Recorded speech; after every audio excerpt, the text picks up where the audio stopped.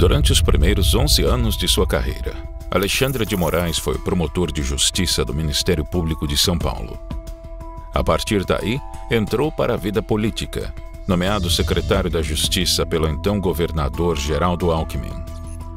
Em sua ascensão, foi escolhido por Lula para integrar o Conselho Nacional de Justiça em 2005. Continuando a carreira de cargos políticos, foi secretário municipal de Transportes de São Paulo na gestão de Gilberto Kassab, acumulando as presidências da CET e da SP Trans. Com a popularidade crescendo, abriu seu próprio escritório de advocacia, com foco em casos envolvendo políticos e agentes públicos. Em uma oportunidade, defendeu Eduardo Cunha em uma ação sobre o uso de documento falso. Seu cliente foi absolvido. Novamente foi chamado por Geraldo Alckmin a integrar o seu governo em São Paulo, dessa vez para ocupar o cargo de secretário de Segurança Pública do Estado, onde permaneceu até 2016. Há um fato polêmico nesse seu período como secretário de Segurança. O governador estranhamente nomeou como secretário de Segurança um advogado que aparece em pelo menos 123 processos de uma empresa que está sendo investigada de vínculo com uma facção criminosa que atua nos presídios. E ao assumir, já começou a levar algumas bordoadas. E parece que algumas certeiras e com razão. Foi acusado de logo de ser um ex-defensor do primeiro comando da capital. Como advogado do PCC e hoje é o titular da pasta da segurança, isso é incompatível. O governador ficou maluco. Pessoas totalmente estranhas aos quadros da segurança pública. Mas é o que está mandando. Culpa para mim desse entendimento é do governo. O governo coloca pessoas não qualificadas no sentido policial. As pessoas são hiperqualificadas no sentido jurídico. Mas as pessoas não são qualificadas para resolver um problema policial. E o que acontece é o que nós vimos, é briga entre a Polícia Civil e a Polícia Militar. O secretário não toma uma postura com relação à valorização da polícia. Secretaria da Segurança é algo nevrálgico na administração. Tem que saber quem vai para lá. Nunca aconteceu isso. A rota proibida de apoiar o GAECO. Aliás, o GAECO faz questão de trabalhar com a rota por quê? Primeiro que é uma tropa sob comando, é uma tropa que tem disciplina, tem doutrina. A partir do momento que o secretário proibir isso, eu só posso entender que ele não quer combater o crime. Porque ele sabe que o resultado seria eficiente e eficaz. Se ele não quer a rota trabalhando, ele quer o crime agindo. Eu só posso entender isso. Agora, quando você proíbe a rota de trabalhar, o único que ganha é o crime. Como cidadão, eu sinto vergonha da postura de governo covarde, de secretários da segurança que não sabem absolutamente nada em relação à segurança pública. Essa classe política maldita que faz acordo com o crime e com o criminoso. A sinalização de que houve um arrefecimento no combate à facção criminosa. E eles também, não sendo incomodados na atividade principal dele, que é o tráfico, a gente pode dizer claramente que aí é um acordo tácito, né? Não precisa ser um acordo firmado, né, ostensivo. Mas se eu diminuo o combate ao crime organizado, o crime organizado se acomoda e não afronta o Estado. E ele se preocupa apenas com aquilo que lhe rende muito, que é o tráfico de armas e o tráfico de entorpecentes.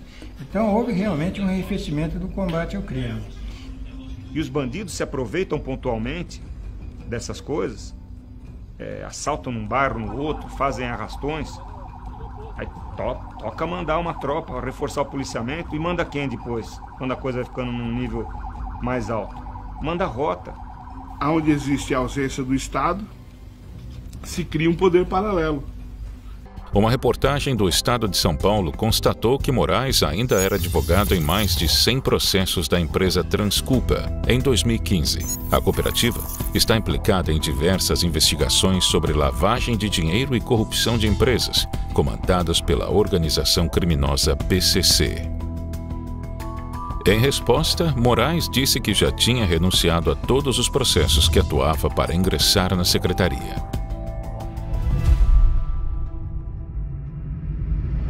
Em 2016, a esposa de Michel Temer foi vítima de um ataque hacker.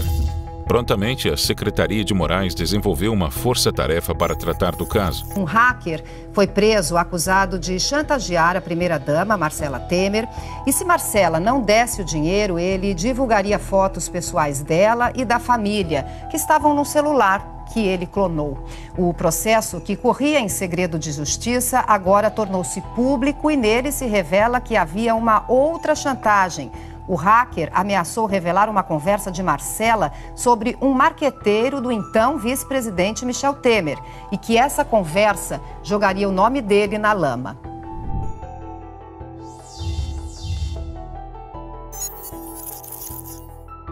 No mês seguinte, foi nomeado por Temer ao cargo de ministro da Justiça. Mais tarde, no mesmo ano, Moraes atendia uma confraternização com políticos onde, segundo testemunhas, disse aos colegas: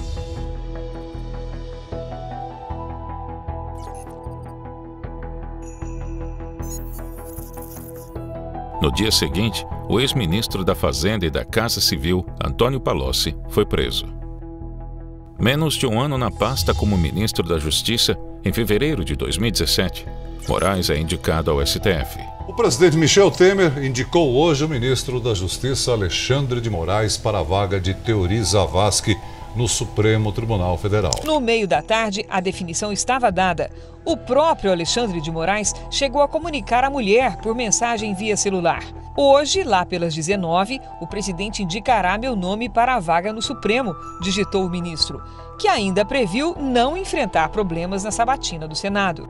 A vaga que Moraes ocuparia foi aberta após o falecimento do ministro Teori Zavascki, em um acidente aéreo que teve as suas circunstâncias colocadas sob suspeitas. Ministro Teori Zavascki. Hoje, os resultados das investigações apontaram para a falha humana. Será? Li essa mesma mensagem quando da morte do ministro e volto a colocá-la hoje. Peço perdão aos amigos mais uma vez por não postar uma linda mensagem de alegria e inspiração. Mas há momentos em que me sinto forçado a escrever aquilo que, se por um lado não alegra e inspira, por outro esclarece e faz pensar. Será que existe alguma possibilidade do Brasil estar sendo vítima de uma conspiração político-criminosa? Não, acho que não. Tá vendo muito filme de 007, isso é coisa de Hollywood, não acontece na vida real. Coincidências e acidentes, sim, essas coisas acontecem. Vistos de maneira isolada, pode parecer que sim. Mas se somarmos alguns outros fatos ocorridos num passado muito próximo, talvez nos surpreendamos com essas tais coincidências. Em 2001, depois de discordar da alta cúpula do partido que queria interferir em sua gestão, o prefeito de Campinas, Toninho do PT, foi assassinado a tiros. Até hoje, ninguém sabe qual foi a motivação do crime. Sua família fala em queima de arquivo. 2002. O prefeito de Santo André, Celso Daniel, foi torturado e morto. A família disse que ele se opunha aos dirigentes do PT, partido do qual fazia parte, por ter descoberto um grande esquema de corrupção administrado pela cúpula da agremiação partidária. Durante o processo de julgamento dos acusados pela morte do prefeito, 7 testemunhas, morreram em circunstâncias até hoje não esclarecidas. Outras 13 testemunhas de defesa arroladas foram dispensadas do júri. 6 delas porque foram chamadas pelos advogados que abandonaram a tribuna. 5 simplesmente não compareceram. E 3 foram dispensadas pelos outros advogados. 2008. Arthur Sendas, membro do Conselho de Administração da Petrobras, morre assassinado na porta de seu apartamento com um tiro no rosto, em circunstâncias até hoje não explicadas. Sendas vinha tendo frequentes desentendimentos com a então presidente do conselho da mesma empresa, Dilma Rousseff. O executivo Roger Agnelli comandou a companhia Vale do Rio Doce por 10 anos, colocando-a entre as 10 maiores empresas de mineração do mundo. Em março de 2001, foi iniciada uma campanha do governo petista para demiti-lo da Vale. Dilma Rousseff, então articuladora dessa campanha nas questões relacionadas a Minas e Energia do candidato Lula, enviou Guido Mantega para convencer o Bradesco, principal sócio da Vale, a aceitar sua substituição. Em outra frente, o ministro Edson Lobão pressionava publicamente a empresa a pagar 5 bilhões de reais de royalties pela exploração do solo do país. Em 14 de março, a Agnelli havia enviado a Dilma uma carta onde expressava sua preocupação de que a disputa dos royalties estava envolvida num contexto político e que haveria desvio de verbas na prefeitura de Paraupebas, onde ficava a sede da Vale. A empresa já havia pago 700 milhões de reais ao município, que continuava com péssimos índices de desenvolvimento humano. O entorno da cidade estava cercado por favelas, bairros próximos ao centro tinham esgoto a céu aberto e ruas sem asfalto. Com o apoio do BNDES e da Previ, que juntos detinham 60,5% da Vale, a Agnelli foi substituído, deixando a presidência em maio de 2011. No dia 19 de maio de 2016, a Agnelli morreu em uma queda de avião em São Paulo, após escrever uma carta com denúncias sobre corrupção na Vale. A caixa preta do avião nunca foi encontrada. Julho de 2013. Um acidente aéreo mata 4 principais executivos da Bradesco Seguros. Nesse desastre, eu, particularmente, perdi 2 queridos amigos, que eram pilotos da aeronave. A caixa preta foi encontrada destruída e não ajudou a esclarecer os motivos da queda. Em 2014, Eduardo Campos morre em queda de avião durante sua campanha presidencial, justamente quando seu nome começava a ganhar força contra a candidatura de Dilma. A caixa preta do avião, mais uma vez, não foi encontrada. Dia 9 de novembro de 2015. O corpo de Sebastião do Rego Bairros, 75 anos, foi encontrado na calçada do prédio onde morava em Copacabana, zona sul do Rio de Janeiro. Ele foi diretor-geral da Agência Nacional de Petróleo, ANP, entre 2002 e 2005, e acabou sendo substituído por suas constantes discordâncias de opinião sobre a condução da agência com a então ministra de Minas e Energia, Dilma Rousseff. Sebastião caiu do 11º andar do edifício em que residia. As circunstâncias da queda até hoje não foram esclarecidas. 19 de janeiro de 2017. Um avião King Air C-90 seminovo com pouco mais de 10 mil horas de voo, pilotado por Osmar Rodrigues, piloto e instrutor de voo, com mais de 28 anos de experiência e especialista em voos entre Campo de Marte, São Paulo, e Paraty, Rio de Janeiro, caiu tendo a bordo o ministro Teori Zavascki. Teori era relator dos processos da Operação Lava Jato e ia homologar nos dias subsequentes as delações premiadas dos executivos da construtora Odebrecht, que entregariam todos os nomes dos políticos envolvidos nas apurações da operação, capitaneada pelo juiz Sérgio Moro. 6 de setembro de 2018. Jair Bolsonaro, candidato à presidência da República, é esfaqueado enquanto era carregado pelo povo na cidade de Juiz de Fora, em Minas Gerais. O ator do atentado, Adélio Bispo de Oliveira, de 40 anos, militante do PSOL, desempregado há mais de 3 anos e vivendo de pequenos bicos, viajou de avião até o local onde Bolsonaro iria se apresentar e ficou hospedado em um hotel. No quarto que ocupou, a polícia encontrou 6 celulares, 2 laptops, mais de 14 mil reais em dinheiro. Assim que a notícia da prisão de Adélio foi divulgada, uma equipe de 5 caríssimos e famosos advogados criminalistas apresentou-se para fazer sua defesa.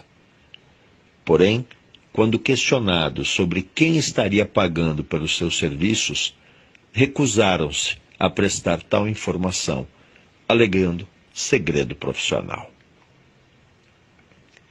28 de setembro de 2018. A polícia conclui que Adélio agiu sozinho no crime contra o candidato.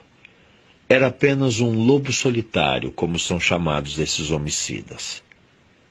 Lobo solitário, desempregado, hospedado em hotel, com 6 celulares, 2 laptops, 14 mil reais de dinheiro e equipe de criminalistas famosos.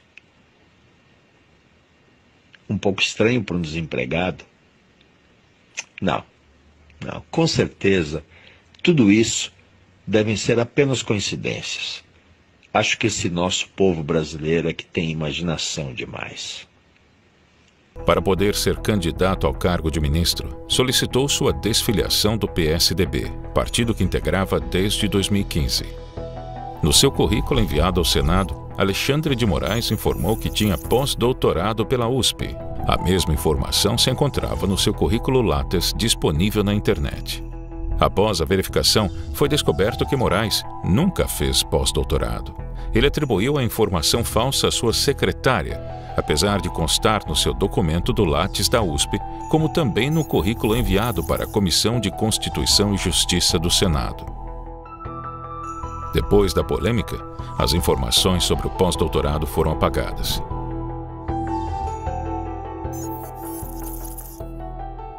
Semanas antes de sua sabatina no Senado, Moraes participou de um jantar a bordo do barco do senador Vilda Moraes, onde teria passado por uma sabatina informal, com pelo menos outros 8 senadores.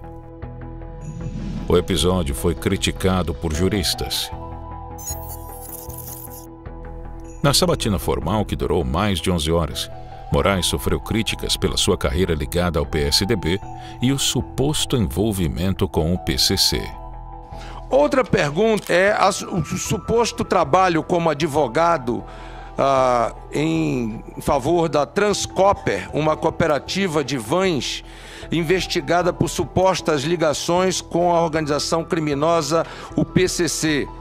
Primeiro comando da capital. Qual a natureza da atuação de Vossa Excelência nos serviços advocatícios prestados a essas entidades?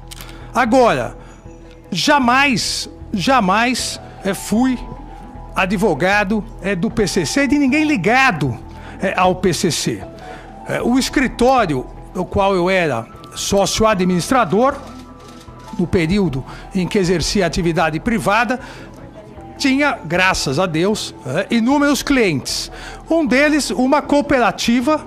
Aí, como se chegou a essa questão do PCC? Determinado deputado, na sua campanha para a reeleição, pediu emprestado uma das garagens dessa cooperativa. E fez uma reunião com pessoas que estariam auxiliando na sua campanha. Uma dessas pessoas, na verdade 2 dessas pessoas, estavam sendo investigadas pela polícia por ligação dessas 2 pessoas com o crime organizado.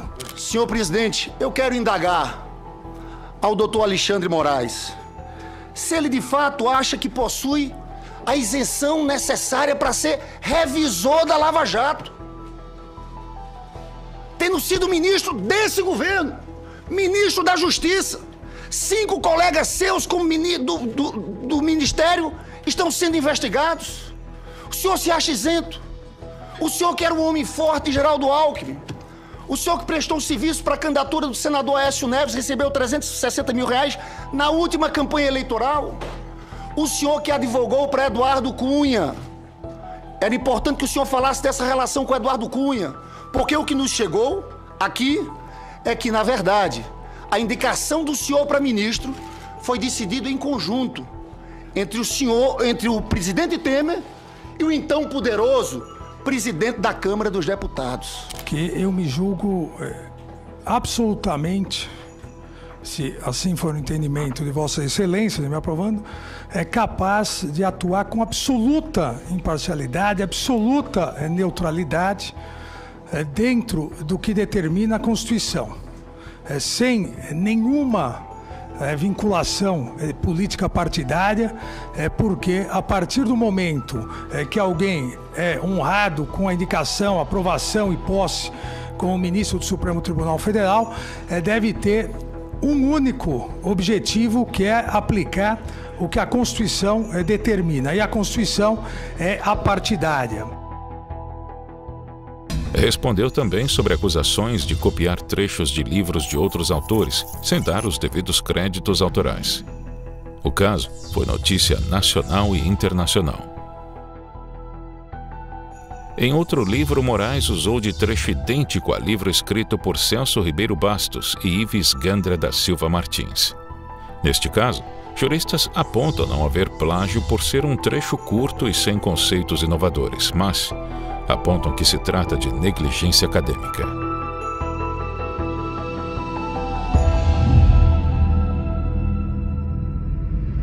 Depois da indicação pelo presidente Temer, o nome de Alexandre de Moraes foi sabatinado e aprovado no Senado Federal, e hoje, portanto, ele toma posse nessa cerimônia que está marcada para as 4 horas da tarde, acontece no plenário do STF.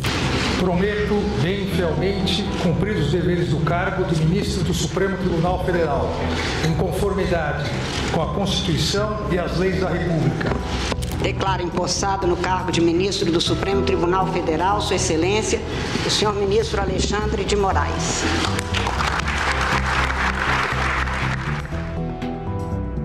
O Brasil, a Constituição de 88, ela adotou o livre mercado, a livre concorrência, o regime capitalista, não há nenhuma dúvida, mas ponderou com alguns princípios importantes: a defesa do consumidor, a defesa do meio ambiente. Ou seja, a Constituição já em 88 colocou um capitalismo moderno. O Brasil adotou, e nisso o Supremo Tribunal Federal teve um papel importantíssimo, o Brasil adotou as pautas mais importantes de todo o mundo. A questão da união estável, homoafetiva, a questão da consagração do direito de reunião, no caso da marcha da maconha, a questão da lei da biossegurança. O Brasil avançou, a defesa do meio ambiente. Jovem advogada provocou tumulto e constrangimento na semana passada ao escapar do detetor de metais no Aeroporto Internacional Juscelino Kubitschek, em Brasília. Interceptada a caminho do avião, conseguiu, diz a Sônia Rassi, o que nenhum réu da Lava Jato conseguiu: derrotar a PF. Protegida por uma carteirada do maridão, jovem juiz da Suprema Corte, diz a Sônia Rassi, ela embarcou atropelando a PF, o comandante do avião e a lei. Mulher do ministro Alexandre de Moraes, que a partir desse momento deve explicações cidadãs à nação.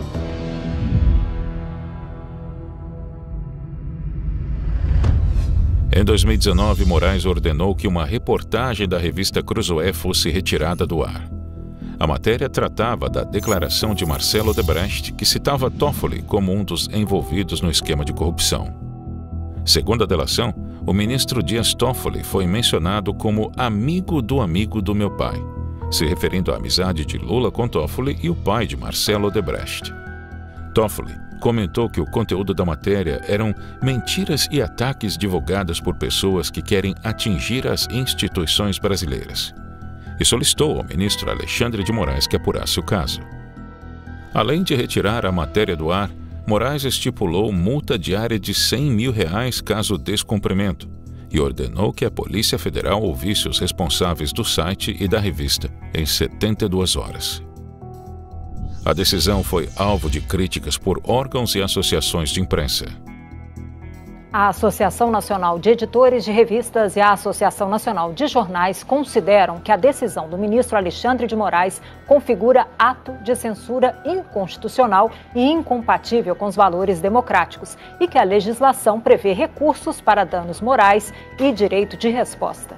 A Associação Brasileira de Jornalismo Investigativo disse que a medida é uma ameaça à liberdade de expressão, que é grave acusar de difundir fake news quem faz jornalismo com base em fontes oficiais e documentos, que é ainda mais grave utilizar este conceito vago para determinar a supressão de conteúdo jornalístico e que é alarmante o fato de o STF adotar a medida em um caso que envolve o presidente do tribunal. A Associação Brasileira de Imprensa declarou que espera que o Supremo reveja a decisão que classificou como teratológica absurda e que o STF restabeleça com a urgência que o caso requer o direito à informação e à liberdade de imprensa. A ABI afirmou ainda que, como guardião da Constituição, o Supremo não pode advogar em causa própria, criando casuísmos jurídicos que violam princípios e direitos que deveriam ser protegidos pelo próprio tribunal. Sobre o caso, o ministro Marco Aurélio Mello afirmou que a decisão de Moraes foi censura e um retrocesso. Em abril de 2020, Alexandre de Moraes se envolveu em mais uma decisão polêmica ao suspender a nomeação do diretor-geral da Polícia Federal em razão da proximidade do candidato à família do presidente Bolsonaro. O ministro Alexandre de Moraes, do Supremo Tribunal Federal, suspendeu a nomeação de Alexandre Ramagem para a direção da Polícia Federal.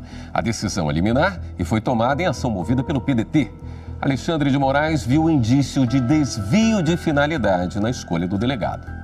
Alexandre de Moraes afirmou que, embora não possa mudar subjetivamente a administração pública, o Poder Judiciário pode impedir que o Executivo o faça em discordância aos princípios e preceitos fundamentais básicos. O presidente da OAB, Felipe Santa Cruz, apoiou a decisão por entender que poderia ser um ato de aparelhamento da Polícia Federal. É uma liminar, no meu entender, absurda, com todo respeito ao senhor Alexandre de Moraes. Se o Ramagem não pode ficar na Polícia Federal pelo critério de amizade, como ele alega, ele não pode ficar também na ABIN, na Agência Brasileira de Inteligência. São agências importantes e de muita responsabilidade. Então, no meu entender, foi uma liminar que não tem como proceder. Agora, eu tenho pressa. A Polícia Federal é uma instituição permanente, tá? E ela tem que continuar com sua normalidade e com o seu trabalho. O ministro do Supremo Tribunal Federal, Alexandre de Moraes, determinou hoje que a Polícia Federal colha o depoimento do ministro da Educação, Abraham Weintraub, sobre as declarações feitas na reunião ministerial do dia 22 de abril. Na ocasião, o ministro pediu a prisão dos integrantes do STF. Weintraub tem 5 dias para prestar depoimento. A decisão de Alexandre de Moraes faz parte do inquérito das fake news. Moraes afirma que a manifestação do ministro da Educação é gravíssima porque ameaça a segurança dos ministros da Corte e lesa a independência do Poder Judiciário e a manutenção do Estado de Direito. O Ministério da Educação, até agora, não se manifestou. O jornalista Alan dos Santos foi um dos alvos dos mandatos de busca e apreensão da Polícia Federal em inquérito que investiga a publicação de fake news contra ministros do Supremo Tribunal Federal. Em vídeo, Alan afirmou ser crítico ao trabalho do STF, mas se defendeu das acusações de divulgar notícias falsas. Os policiais chegaram colocando a arma na minha cabeça, da minha esposa, pedindo para que levantássemos as mãos como se criminosos fôssemos. Mas, na verdade, não há crime algum. Estão tentando inventar um crime chamado fake news. Só que, como não há crime, eles querem colher provas para inventar uma lei e assim criminalizar retroativamente o meu trabalho de jornalismo. Aí, de repente, quando eu chego na cozinha, 2 policiais com pistola na minha cara e na minha esposa grávida de 9 meses. É agora que eu vou criticar mais ainda. Não esperem de mim um espírito de um homem fraco, frouxo, que fica chorando. Eu vou continuar sendo jornalista e vou continuar criticando. Isso não é democracia. E não fique você em casa. Ai, tadinho do Alan, tadinho do Brasil. É o Brasil que está em jogo. Luta pelo Brasil. Porque o que está acontecendo é uma destruição do país. Moleque! Ele é moleque. Só que mais do que isso, é um criminoso. Porque até então ele era só moleque. Agora, botar a polícia exatamente como ele criticou nesse vídeo, colocar a polícia federal para botar uma arma na minha cabeça e na minha esposa, destravada, por causa de piada e de crítica, agora ele passa a ser criminoso, ditador. E a PF bateu 6 horas da manhã na minha casa hoje. Eu levei um susto, tocou o telefone aqui. Eu atendi a mulher aqui da portaria do condomínio e disse: olha, o pessoal está querendo entrar na sua casa. Eu até achei que fosse ladrão, né? Aí ela falou: não, é a Polícia Federal. Bom, aí eu sosseguei e já imaginava que era a questão do inquérito do STF para combater fake news, investigar gabinete do ódio, todas essas coisas aí que vocês já estão carecas de saber, como Alexandre de Moraes, né? Então, o que aconteceu? Eles entraram aqui, muito gentilmente, né? Inclusive assim, pedindo desculpas. Por quê? Eu perguntei para eles do que se trata esse mandado de busca e apreensão, qual é o fato, né? Eles disseram: nós não sabemos. Pois é verdade, eu tô aqui, eu não vou mostrar porque tem meu endereço aqui, mas vocês podem ver, o inquérito aqui está na minha mão. E esse inquérito, então, diz que o ministro Alexandre de Moraes, relator, etc., manda que a Polícia Federal faça busca e apreensão de computadores, tablets, celulares ou dispositivos eletrônicos, bem como outros materiais relacionados aos fatos aqui descritos. E aí, este documento aqui, o mandado de busca e apreensão do senhor Alexandre de Moraes, não cita um fato. Não tem um fato. Não se sabe do que se trata. Eu não sei do que eu estou sendo acusado, eu não sei quais são as provas, eu não sei quais são os supostos crimes que eu estou sendo enquadrado, eu não sei se é uma coisa civil, eu não sei nada. Simplesmente vieram aqui, buscaram o meu computador, buscaram o meu celular, que são meios de trabalho, o meu de ganha-pão, o meu em que eu exerço o meu trabalho. Hoje foram 29 mandados de busca e apreensão do Alexandre de Moraes da Polícia Federal. Pegaram 8 deputados, Felipe Barros, Bia Kicis, o Luiz Felipe de Orelhas Bragança, foi uma cacetada de gente no meio desse rolo. Pegaram o Alan dos Santos, até um humorista lá que eu não me lembro o nome dele, muito engraçado. E agora o STF me manda para investigar minha vida. O inquérito, para mim, humorista. Até parece que a Sarah Winter, todo mundo foi abordado pela Polícia Federal. Eles não vão me calar, de maneira nenhuma. Pelo contrário, eu sou uma pessoa extremamente resiliente. Ele vai mandar prender? Eu quero ver ele mandar prender 5.000 pessoas. Manda! Prender 5.000 pessoas, seu filho da p***, seu arrombado. E a gente tem imagens agora que mostram o momento em que a Sarah Winter foi presa em Brasília hoje de manhã pela Polícia Federal. Ela vai ali à frente, né? A gente já conhece a Sarah Winter e os homens e mulheres, os policiais da Polícia Federal a escoltando. Vale lembrar, né, Dani, que no despacho em que o ministro Alexandre de Moraes autoriza a prisão da Sarah Winter, ele pede que a prisão seja feita com a máxima discrição possível. A Polícia Federal prendeu nesta sexta o jornalista Oswaldo Eustáquio, investigado no inquérito que apura o financiamento de atos supostamente antidemocráticos no país.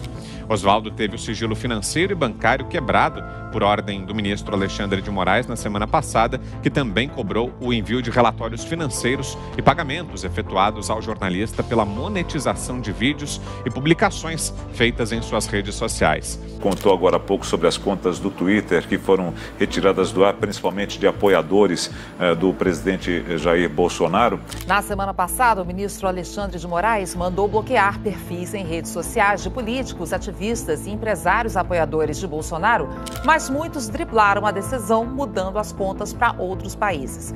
Na terça-feira, o ministro então determinou que as redes sociais bloqueassem essas contas no exterior. O Twitter bloqueou os perfis do ex-deputado Roberto Jefferson, do empresário Luciano Hang, do blogueiro Alan dos Santos e Sara Giromini, entre outros.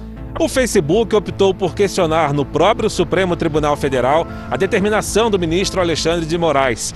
Em nota, o Facebook afirmou que a ordem de Alexandre de Moraes é extrema e representa riscos à liberdade de expressão fora da jurisdição brasileira, que entra em conflito com leis e jurisdições ao redor do mundo. Em nota, o Facebook diz: respeitamos as leis dos países em que atuamos. Estamos recorrendo ao STF contra a decisão de bloqueio global de contas, considerando que a lei brasileira reconhece limites à sua jurisdição e à legitimidade de outras jurisdições. Nesta sexta-feira, Alexandre de Moraes aumentou a multa aplicada ao Facebook de 20 mil para 100 mil reais por dia de descumprimento da decisão e decidiu intimar o representante da plataforma no Brasil para prestar esclarecimentos. O Facebook anunciou que cumpriu a determinação do ministro do Supremo, Alexandre de Moraes, e tirou do ar páginas e perfis de apoiadores do presidente Jair Bolsonaro suspeitos de espalhar fake news.